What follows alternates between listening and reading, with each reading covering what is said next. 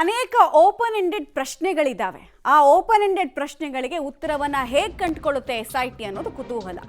ಅಸ್ಥಿ ಶೋಧಕ್ಕೆ ತಾತ್ಕಾಲಿಕ break ಹಾಕ್ತಿದ್ದೀವಿ because FSL report ಬರಲಿ ಅಂತ ಸರ್ಕಾರ ವೇಟ್ ಮಾಡ್ತಿದೆ. ಓಕೆ, ಬಟ್ SIT ಇಂದ ವಿಚಾರಣೆಯ ದಿಕ್ಕು ಇವತ್ತು ಹೇಗೆ ಸಾಗುತ್ತೆ ಅನ್ನೋದು ಕುತೂಹಲ. ಅನಾಮಿಕನಿಗೆ ಆಶ್ರಯ ಕೊಟ್ಟವರನ್ನ ವಿಚಾರಣೆ ಮಾಡುವ ಸಾಧ್ಯತೆ ಇದೆ. ಬೆಳಗಿನಿಂದ ಸಂಜೆ ತನಕ SIT ಜೊತೆಗಿರೋದು, ಸಂಜೆ ಆದ ನಂತರ ಸ್ವತಂತ್ರ ಆಗ್ಬಿಡ್ತಾನ ಆತ ನೆಕ್ಸ್ಟ್ ಬೆಳಗ್ಗೆ ಬರ್ತಾನೆ, ನೆಕ್ಸ್ಟ್ ಇನ್ಯಾವುದೋ ಗುಂಡಿಗಳನ್ನ ಅಗಿರಿ ಅಂತ ಹೇಳ್ತಾ ಇದ್ದ. ಸೊ ಅವರೆಲ್ಲರೂ ಕೂಡ ಯಾರು, ಅವ್ರ ಜೊತೆಗೆ ಈತ ಏನಾದರೂ ಸ್ಕ್ರಿಪ್ಟ್ ಬರೆಯೋ ಕೆಲಸವನ್ನು ಮಾಡ್ತಾ ಇದ್ನ ಇಡೀ ಪ್ರಹಸನಕ್ಕೆ ಅನ್ನೋದು ಒಂದು ಪ್ರಶ್ನೆ ಇದೆ. ಆ ಪ್ರಶ್ನೆಗೆ ಉತ್ತರ ಬೇಕು ಅಂದರೆ ಅವ್ರಿಗೆ ನೋಟಿಸ್ ಕೊಡಬೇಕಾಗತ್ತೆ. ಸೊ ನೋಟಿಸನ್ನು SIT ಸರ್ವ್ ಮಾಡಿದೆ ಅನ್ನೋದು ಗೊತ್ತಾಗ್ತಿದೆ. ಇವತ್ತು SIT ಕಚೇರಿಗೆ ಯಾರ್ಯಾರು ಎಡತಾಗ್ತಾರೆ ಅನ್ನೋದ್ರ ಮೇಲೆ ಪ್ರಕರಣ ಹೆಂಗೆ ಹೋಗ್ತಿದೆ ಅನ್ನೋದಕ್ಕೆ ಉತ್ತರ ಸಿಕ್ಬಿಡುತ್ತೆ. SIT ಮೂಲಗಳಿಂದ ಅಂತೂ ಯಾರ್ಯಾರಿಗೆ ನೋಟಿಸ್ ಹೋಗಿದೆ ಅನ್ನೋದು ಗೊತ್ತಾಗಿಲ್ಲ, ಬಟ್ ಒಂದು ಅಂದಾಜಿದೆ ನಮಗೆ ಯಾರ್ಯಾರಿಗೆ ಹೋಗಿದೆ, ಯಾರು ಸೇಫ್ ಶೆಲ್ಟರನ್ನು ಕೊಟ್ಟಿದ್ರು ಅಂತ. ಬಟ್ ಬಹಳ ಮುಖ್ಯವಾಗಿ ಬೇಕಾಗಿರೋದು, ಈ ವ್ಯಕ್ತಿ ತಾನೇ ಹೋಗಿ ಎಕ್ಸಿಮಿಷನ್ ಪ್ರೊಸೆಸನ್ನು ಮಾಡಿದ್ದ ಅಥವಾ ಕೆಲವರು ಈಗಾಗಲೇ ಅಲ್ಲಿರೋ ಲೋಕಲೈಟ್ಸ್ ಹೇಳ್ತಿದ್ದಾರೆ ಈತನ ಕೈಗೆ ಯಾರೋ ತಂದು ಕೊಟ್ಟರು ಆ ಬುರುಡೆಗಳನ್ನು ಅಂತ. ಸೊ ತಂದು ಕೊಟ್ಟಿದ್ದಾದ್ರೆ ಅದು ಇನ್ನೊಂದು ಗಂಭೀರ ಅಪರಾಧ, ಸಂಚಿನ ಒಂದು ಭಾಗ ಆಗ್ಬಿಡುತ್ತೆ. ಅದನ್ನ ಎಲ್ಲವೂ ಅಪರಾಧನೇ. ಸೊ ಸಂಚಿನ ಭಾಗನ, ಷಡ್ಯಂತ್ರನ, ಅವ್ರು ಯಾರು, ಆಮೇಲೆ ಈತ ಫಸ್ಟ್ ಕಾಂಟ್ಯಾಕ್ಟಿಗೆ ಬಂದಿದ್ದು ಯಾರ ಜೊತೆಗೆ, ವಕೀಲರನ್ನ ಡೈರೆಕ್ಟಾಗಿ ಬೆಂಗಳೂರಿನ ವಕೀಲರನ್ನ ಯಾಕೆ ಕಾಂಟ್ಯಾಕ್ಟ್ ಮಾಡ್ದ, ಈ ಎಲ್ಲ ಪ್ರಶ್ನೆಗಳಿಗೆ ಉತ್ತರವನ್ನು ಕಂಡುಕೊಳ್ಳೋದಕ್ಕೆ SIT ಮುಂದಾಗ್ತಾ ಇದೆ. ಬಟ್ ನಾವು ಆವಾಗಲೇ ಹೇಳಿದ್ವಲ್ಲ, ಓಪನ್ ಎಂಡೆಡ್ ಪ್ರಶ್ನೆಗಳು ಯಾವುದು ಅಂತ ಕೇಳಿದ್ರೆ, ಫಸ್ಟೇ ಈ ಸ್ಕಲ್ ವಿಚಾರವಾಗಿ ಯಾಕೆ ಯೋಚನೆ ಮಾಡಲಿಲ್ಲ. ಓಕೆ, ಉದ್ಖನನ ಮಾಡಬೇಕಿತ್ತು, ಆತ ಹೇಳಿದ್ದ, ಆಗ್ರಹಿಸಿದ್ದ ಎಲ್ಲ ಓಕೆ, ಬಟ್ ಫಸ್ಟೇ ಆ ಸ್ಕಲ್ ವಿಚಾರದಲ್ಲಿ ಒಂದಷ್ಟು ವಿಚಾರಣೆಗಳನ್ನು ಮಾಡಿದ್ದಿದ್ರೆ ಜೆನ್ಯಾಲಿಟಿ ಗೊತ್ತಾಗ್ಬಿಡ್ತಾ ಇತ್ತು. ಅದು ಧರ್ಮಸ್ಥಳ ಗ್ರಾಮದ ಅಥವಾ ಬೇರೆ ಕಡೆಯಿಂದ ತಂದಿದ್ದ. ಆಮೇಲೆ 2023-22 ಇದ್ರ ಬಗ್ಗೆ ಒಂದು ದೊಡ್ಡ ಷಡ್ಯಂತ್ರ ಆಗಿತ್ತು ಅನ್ನೋದು ಲೋಕಲಾಗಿ ಕೇಳಿಬರ್ತಾ ಇರುವಂತಹ ಮಾತು. ಅದು SIT ಕಿವಿಗೆ ಬೀಳಲೇ ಇಲ್ವಾ? ಬೆಂಗಳೂರಿನಲ್ಲಿರೋ ನಮ್ಮ ಕಿವಿಗೆ ಬೀಳ್ತಾ ಇದೆ ಅಂದರೆ SIT ಅಲ್ಲಿ ತನಿಖೆ ಮಾಡ್ತಿದೆ, ಅವ್ರ ಕಿವಿಗೆ ಬೀಳಲಿಲ್ವಾ? ಅದು ಈ ಪ್ರಶ್ನೆ ಇದೆ. ಇದಕ್ಕೆ ಹೆಂಗೆ ಉತ್ತರ ಕಂಡುಕೊಳ್ತಾರೆ ಅನ್ನೋದು ಒಂದು ಕಡೆ ಕುತೂಹಲ. ಮತ್ತು ಈಗ ಈತನಿಗೆ ಹೆಚ್ಚು ಕಡಿಮೆ ಆದರೆ ಏನು ಅನ್ನೋದು ಒಂದು ಭಯ ಕೂಡ ಎಲ್ರಿಗೂ ಕಾಡ್ತಾ ಇದೆ. ಈತ ವಿಟ್ನೆಸ್ ಪ್ರೊಟೆಕ್ಷನ್ ಆ್ಯಕ್ಟಲ್ಲಿದ್ದಾನೆ, ಹೀಗಾಗಿ ಆತನನ್ನು ವಶಕ್ಕೆ ಪಡೆಯೋಕ್ಕೆ ಬರಲ್ಲ, ಎಲ್ಲ ಓಕೆ, ಸರ್ಕಾರದ ಭಾಗವಾಗಿರುವಂತಹ ಪರಮೇಶ್ವರ್ ಹೇಳಿದ್ರು ನೆನೆ. ಆದರೆ ಯಾರೋ ಆತನಿಗೆ ಪ್ರೊಟೆಕ್ಷನ್ ಕೊಡ್ತಾರೆ, ಸಂಜೆ ಹೊತ್ತಾದಮೇಲೆ ಆತ ಸರ್ವ ಸ್ವತಂತ್ರ, ಆಮೇಲೆ ಹೆಚ್ಚು ಕಡಿಮೆ ಆದರೆ ಏನು, ಅವಾಗ ಇನ್ನೊಂದು ವಾದ ಕೇಳಿಬರುತ್ತೆ, ಅವನಿನ್ನೇನು ಸಾಮೂಹಿಕ ಶವಗಳನ್ನು ತೋರ್ಸೋಕ್ಕಿದ್ದ ಆಗ ಹೊಡೆದಾಕ್ಬಿಟ್ರು ಅಂತ. ಇದೊಂದು ಕನ್ಸರ್ನ್ ಕಾಣಿಸ್ತಾ ಇಲ್ವಾ SIT ಅಧಿಕಾರಿಗಳಿಗೆ ಅನ್ನೋದು ಕೂಡ. ಅದರ ಬದಲು SIT ಅವರೇ ಈತನನ್ನ ವಶಕ್ಕೆ ಪಡೆದು SIT ಸುಪರ್ದಿಯಲ್ಲೇ ಈತನ ವಿಚಾರಣೆಯಾಗಿ ಈತನನ್ನ ಹೊರಗಡೆ ಎಲ್ಲೂ ಬಿಡದೇ ಇದ್ರೂ ಆಗುತ್ತೆ. ಅದನ್ನ ಮಾಡ್ತಿಲ್ಲ ಅನ್ನೋದೊಂದು ಪ್ರಶ್ನೆ. ಡೀಟೇಲ್ಸ್ ಕೊಡ್ತಾರೆ ಸುಕ್ಪಾಲ್, ನೇರ ಸಂಪರ್ಕದಲ್ಲಿ ಜಾಯ್ನ್ ಆಗ್ತಾ ಇದ್ದಾರೆ. ಸುಕ್ಪಾಲ್, ಈಗ SIT ತನಿಖೆ ನಡೀತಾ ಇದೆ. ನೆನ್ನೆ ಗೃಹ ಸಚಿವರು ಉತ್ತರ ಕೊಟ್ಟರು, ಎಲ್ಲಾ ಪ್ರಶ್ನೆಗಳಿಗೂ ಉತ್ತರ ಅಂತ ಅನಿಸ್ಲಿಲ್ಲ ನನಗಂತೂ. ಸುಮಾರು ಓಪನ್ ಎಂಡೆಡ್ ಪ್ರಶ್ನೆಗಳು ಹಾಗೆ ಇದೆ. ಇನ್ನೊಂದು ಕಡೆಗೆ ಈತನ ಲೈಫ್ ಸೆಕ್ಯೂರಿಟಿಗೆ ಸಂಬಂಧಪಟ್ಟಂತೆ ಕೂಡ ಪ್ರಶ್ನೆಗಳಿದೆ.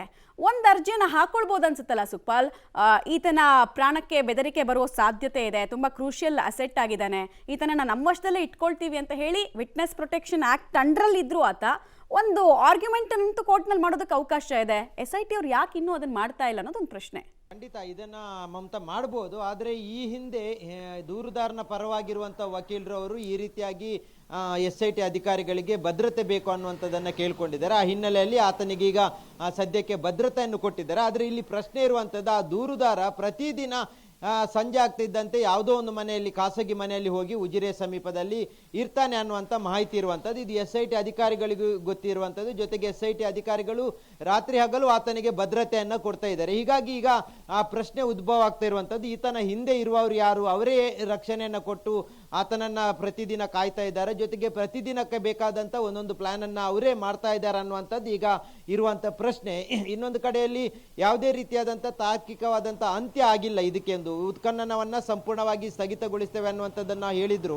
ಇನ್ನೂ ಅದನ್ನು ತನಿಖೆಯನ್ನು ಮುಂದುವರಿಸ್ತೇವೆ, ಆತನನ್ನು ವಿಚಾರಣೆ ಮಾಡ್ತೇವೆ, ಆತನಲ್ಲಿ ಒಂದಷ್ಟು ಮಾಹಿತಿಗಳನ್ನು ಇನ್ನೂ ಕಲೆ ಹಾಕಬೇಕು ಅನ್ನುವಂಥದ್ದನ್ನು SIT ಅಧಿಕಾರಿಗಳು ರಾಜ್ಯ ಸರ್ಕಾರದ ಗಮನಕ್ಕೆ ತಂದಿದ್ದಾರೆ. ರಾಜ್ಯ ಸರ್ಕಾರ ನಿನ್ನೆ ಗೃಹ ಮಂತ್ರಿಗಳು ಇದನ್ನೇ ಹೇಳಿರುವಂಥದ್ದು. ಇದು ವಿಪಕ್ಷಗಳ ಕೆಂಗಣ್ಣಿಗೂ ಗುರಿಯಾಗಿರುವಂಥದ್ದು. ಅಂದರೆ ಎಷ್ಟು ದಿನಗಳ ಕಾಲ ನೀವು ಧರ್ಮಸ್ಥಳದ ಇಶ್ಯೂ ಇಟ್ಕೊಂಡು ಆ ಕ್ಷೇತ್ರಕ್ಕೆ ಬೇಕಾದ ಅಪಚಾರವನ್ನು ನಿರಂತರವಾಗಿ ಮಾಡ್ತಾ ಇದ್ದೀರಿ ಅನ್ನುವಂಥದ್ದನ್ನು ವಿಪಕ್ಷಗಳು, ಜೊತೆಗೆ ಆ ಕ್ಷೇತ್ರದ ಭಕ್ತರು ಹೇಳ್ತಾ ಇರುವಂಥದ್ದು. ಹಾಗಾಗಿ ಇದಕ್ಕೊಂದು ತಾರ್ಕಿಕವಾದಂಥ ಅಂತ್ಯವನ್ನು ಕಾಣಿಸಬೇಕು, ಆತನ ವಿಚಾರಣೆಯನ್ನು ಮಾಡಬೇಕು, ಜೊತೆಗೆ ಆತನನ್ನು ವಶದಲ್ಲೇ SIT ಅವರೇ ವಶದಲ್ಲಿ ಇಟ್ಕೊಂಡು ಎಲ್ಲ ರೀತಿಯಾದಂಥ ವಿಚಾರಣೆ ಮಾಡಬೇಕು. ಒಂದು ಕಡೆಯಿಂದ ಆತನಿಗೆ ಭದ್ರತೆ ಕಲ್ಪಿಸುವುದು ಆಗುತ್ತೆ, ಅದರ ಜೊತೆಗೆ ಆತನನ್ನು ಸಂಪೂರ್ಣವಾಗಿ ವಿಚಾರಣೆ ಮಾಡಿದ ರೀತಿಯೂ ಆಗುತ್ತೆ ಅನ್ನುವಂಥದ್ದು.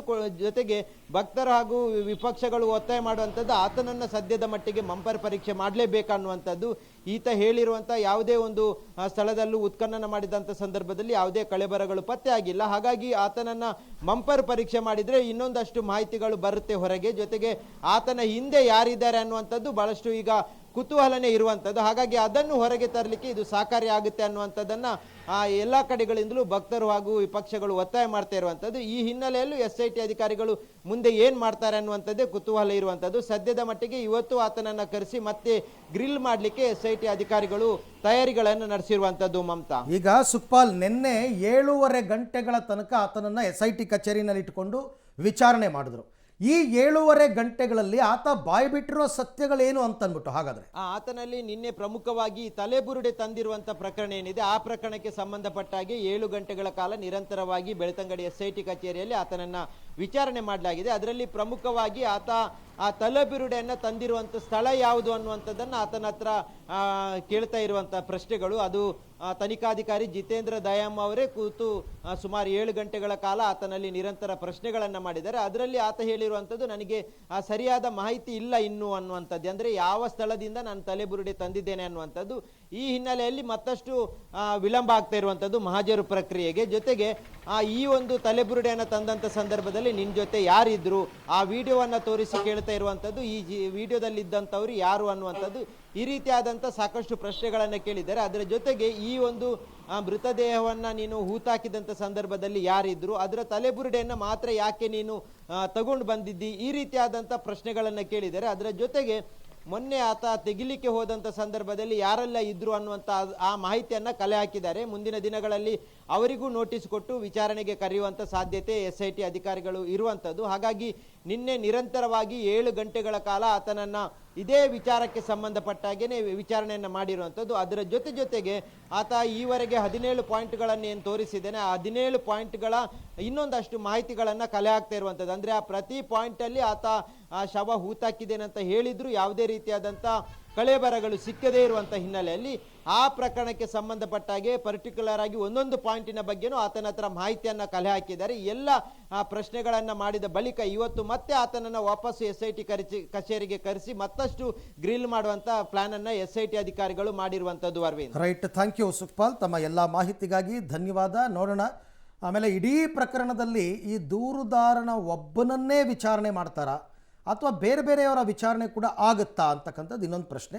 ಅದಕ್ಕೆ ಇನ್ನೊಂದು 2-3 ಈ ವಾರದಲ್ಲೇ ಹೆಚ್ಚು ಕಡಿಮೆ ಉತ್ತರ ಸಿಗುತ್ತೆ.